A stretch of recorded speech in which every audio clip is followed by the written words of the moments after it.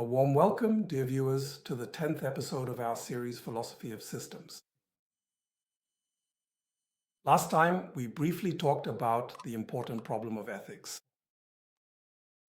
I have always hinted to you that the social system, which in principle is a highly complex system made up of many subsystems, has a basic structure, a foundational structure consisting of individuals, of citizens, and the actual social system, the overarching level, society, or the state. So individual and society, or rather citizen and state in our case. And I've repeatedly told you that there is a transition here that is barely noticeable but extremely difficult, which prevents us from making simple conclusions from the basic level, that is the individual level, to the societal level. And this is a particularly serious and significant problem for ethics. Individual ethics, which thus refers to the individual person, is very difficult, or, as it appears in some cases, including ours here, perhaps not even truly possible, to transfer to social ethics. The situations are so different, societal system level and individual level. To illustrate this a bit more vividly, last time we talked about the play Terror by Ferdinand von Schirach, because that is a striking example of this problem. Now let's briefly recap so you can get back into it, so that anyone just tuning in can follow along. What is it about? A domestic flight from Hamburg to Munich with 164 passengers. On board, the plane is hijacked by a terrorist and is supposed to be crashed into a stadium in Munich, where 70,000 people are currently present. The accompanying jet, its pilot Major Lars Koch, now decides to shoot down this plane with 164 innocent people on board in order to save thousands in the stadium. He weighs his options. He does not have orders to do so. He is also not authorized to do so under the Aviation Security Act.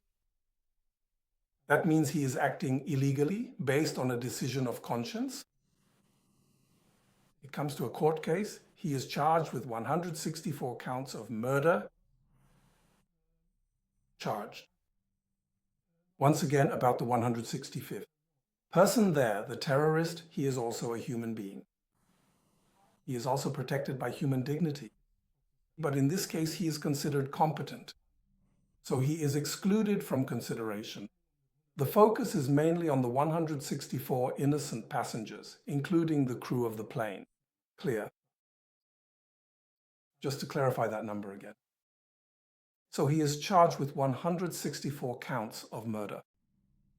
And Schirach does it in such a way that the play is interrupted after the closing argument. And the audience is allowed to vote on whether, if they had to deliver the verdict, they would want to see Lars Koch convicted of murder or acquitted. And contrary to the legal situation in the Federal Republic, which actually applies to us citizens and is explicitly stated in Article 1, Paragraph 1 of the Basic Law, that human dignity is inviolable, the majority of people, over 85%, decide to acquit Lars Koch. They believe it was right for him to shoot down the plane with 164 passengers in order to prevent greater harm, many thousands of deaths and injuries in the stadium. That is essentially the basic story. We have discussed this. And now we see that our moral intuition says, yes, that is understandable, that is right. And our basic law and our constitutional courts say, no, that is not permitted. Every person has human dignity, not a single person.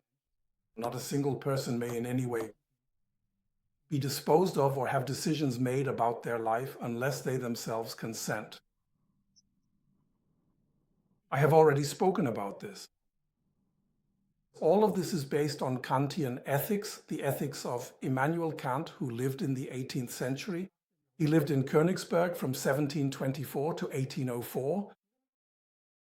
And Immanuel Kant developed this ethical system.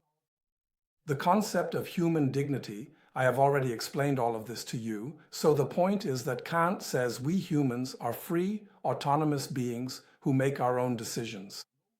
We possess reason and make decisions based on our reason, and through this we determine all purposes, all values, and all goals that we pursue.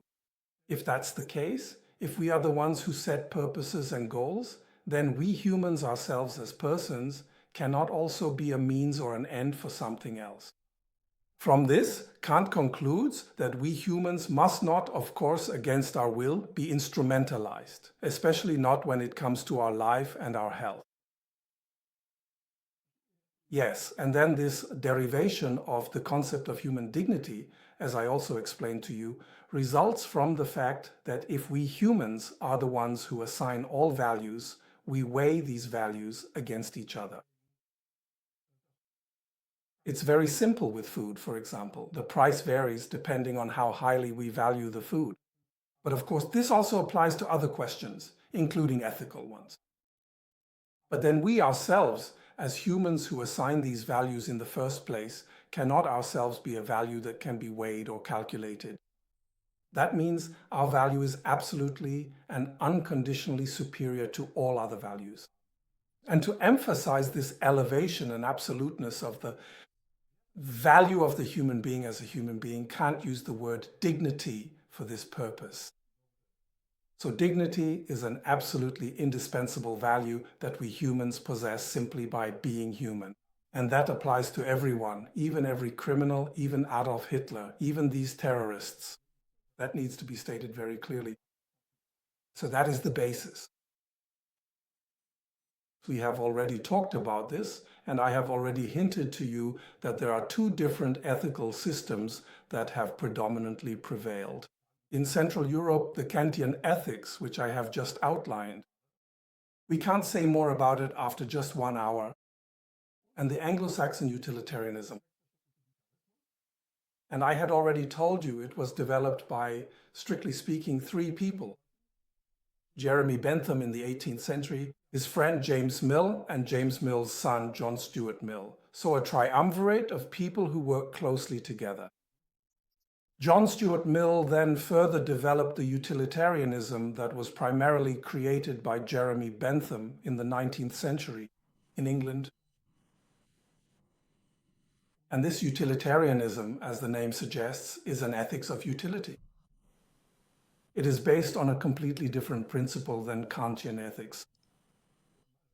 Immanuel Kant would have strongly rejected it. Personal happiness and so on were not moral categories for Kant, because utilitarianism now has a basic principle. Every action that tries to achieve the greatest happiness for the greatest number of people is moral.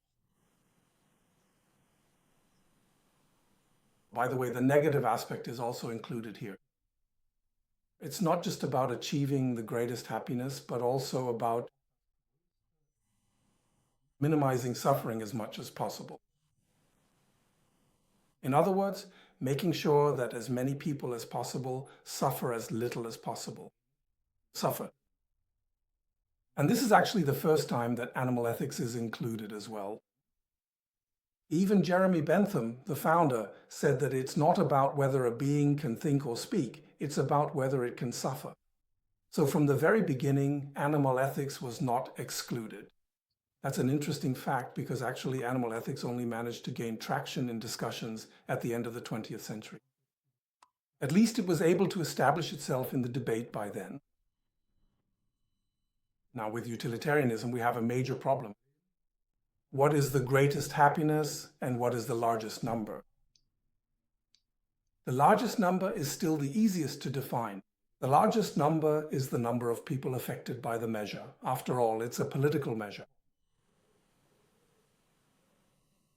If it's about improving educational structures, then it's the young people, the youth or those in training and so on, who are affected. If it's about improving pensions, then it's the elderly who are affected. By the way, you can see from this that utilitarianism is fundamentally oriented towards society and politics. One could say it is made for politicians. How can I, with a political measure, achieve the greatest benefit for the largest number of people in my country, for whom I am responsible as a politician, for the greatest number of people affected by this measure? So, by the way, this is already the primary difference. Immanuel Kant's principle of human dignity is clearly about the individual person, clearly at the individual level, clearly individual ethics, completely indisputable. This is also easy to recognize, even if we only know what I have just reported here. And the theorists from the outset had to approach things very differently. On a political level, that is, a social ethics. It's about many people, about as many people as possible, who should benefit as much as possible. Now, since this matter of happiness is so difficult to define, what is happiness? Everyone understands something different by it, more or less. With many, many drafts and details which we all have to leave out, I just want to tell you that by the end of the 20th century, the beginning of the 21st century, largely in the Anglo-Saxon world, so-called preference utilitarianism has prevailed. In German, the clearest and most understandable term is ethics of interests. The interests of a person or an animal are to be maximized as much as possible for as many people, parentheses, animals, as possible. With this ethics of interests, when it comes to living well, living happily, and so on, it is first and foremost about life itself. That means, of course, that preference utilitarianism also emphasizes that the life and survival of humans and animals must be ensured in this case, clearly. In this respect, it actually aligns with the ethics of human dignity, because there too the primary concern is life or survival. Think of the airplane shooting incident. You get the sense that things are coming together here. So what is the big difference now? The big difference in preference utilitarianism, that is, in this whole utilitarian ethics, is that numbers apparently play a role. Quantities, not quantities, that's not quite right, numbers, really just pure numbers of, let's say in our context, people. That means here we have again the problem that I have repeatedly referred to as the problem of the greatest number.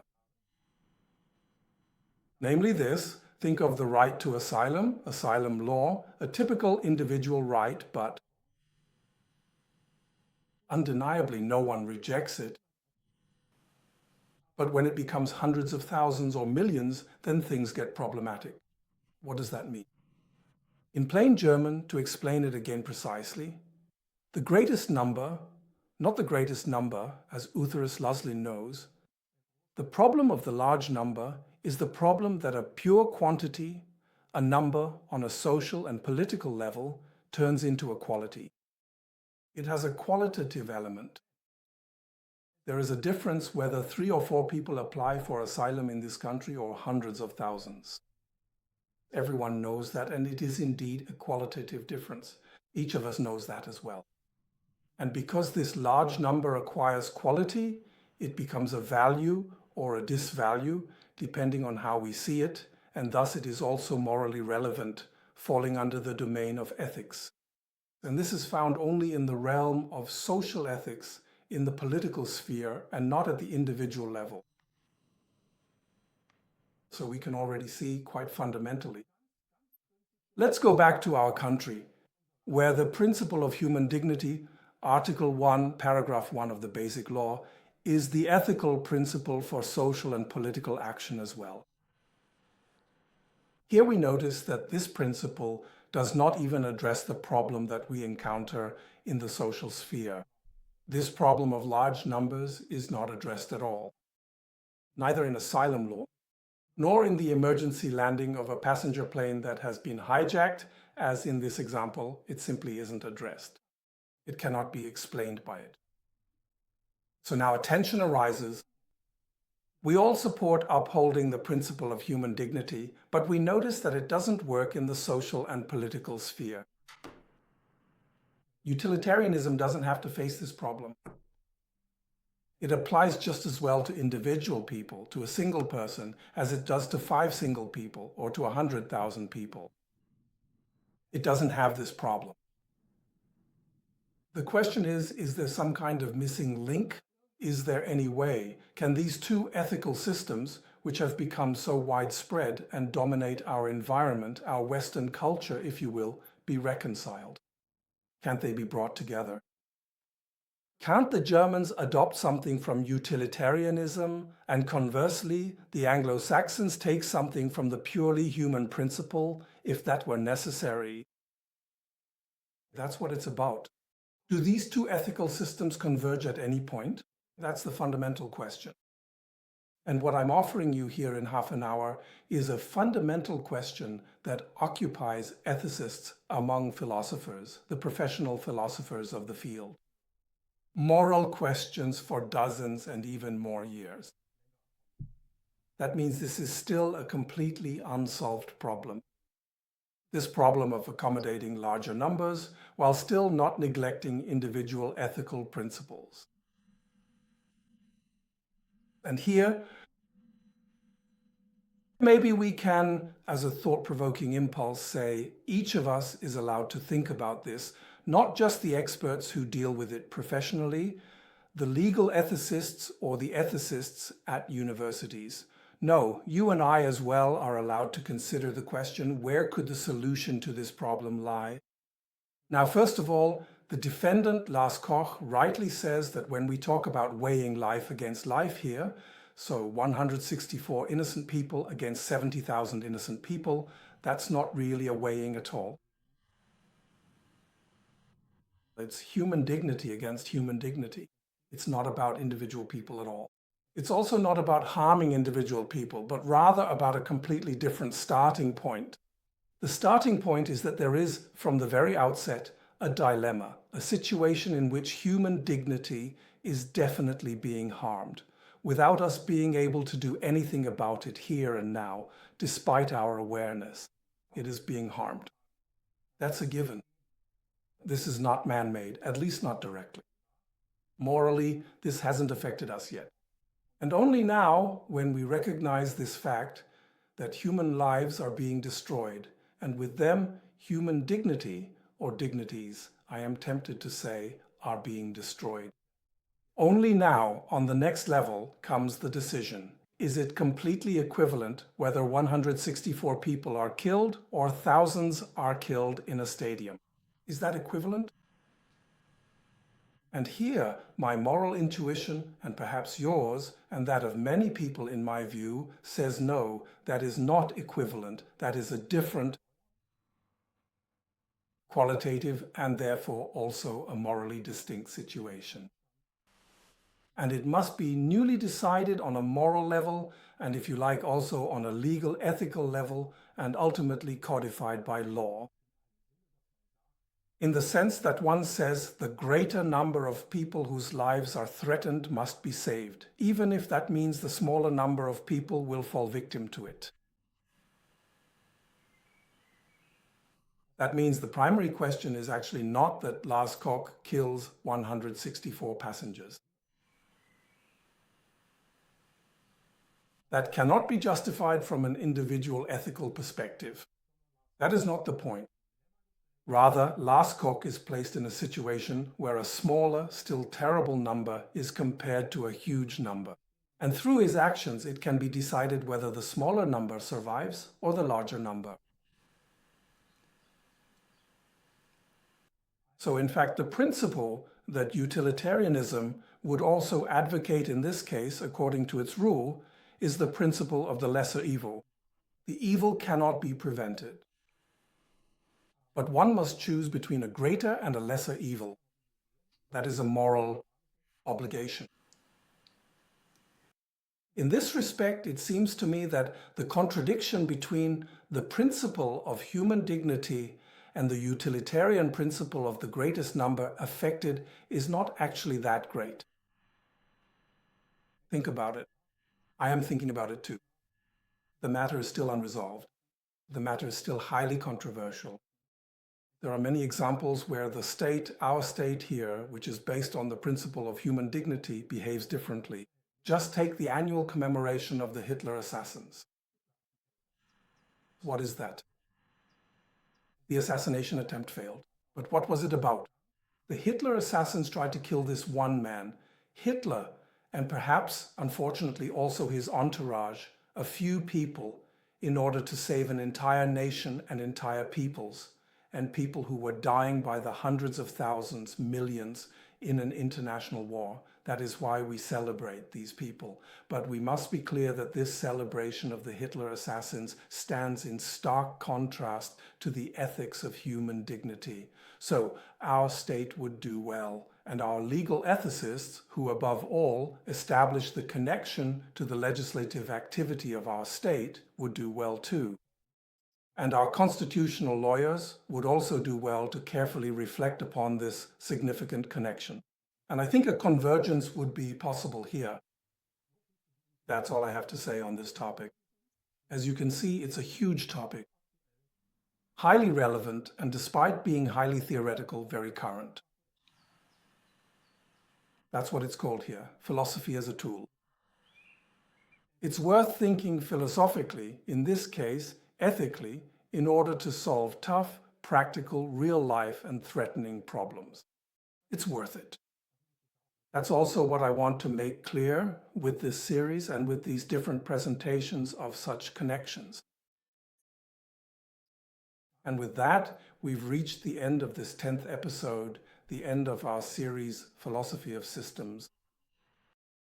I hope you enjoyed it a little, that it interested you, and above all, that it made you think.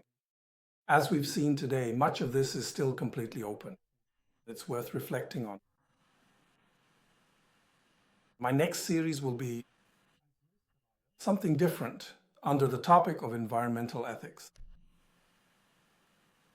So the first episode would be on July 20th, broadcast for the first time. Will be broadcast.